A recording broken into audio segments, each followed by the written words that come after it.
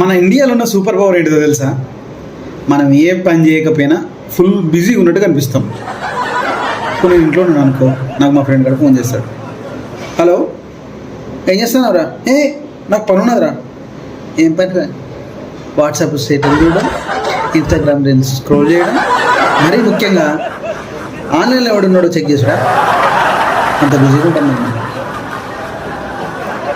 ఈ బిజీ టైంలో phone battery 5% ఉన్నదనుకో, ఇక ఎగ్జామ్ హాల్లో లాస్ట్ 5 minutes అన్నట్టే. ఇక ఛార్జర్ దొరికితే లవ్ సక్సెస్ అన్నట్టు. కరెంట్ పోయిందనుకో బ్రేకప్. మన కాడ పైసలు ఏం లేకపోయినా కానీ అమెజాన్లో పనిచేస్తాం. కొనడానికి కాదు, చూడడానికి.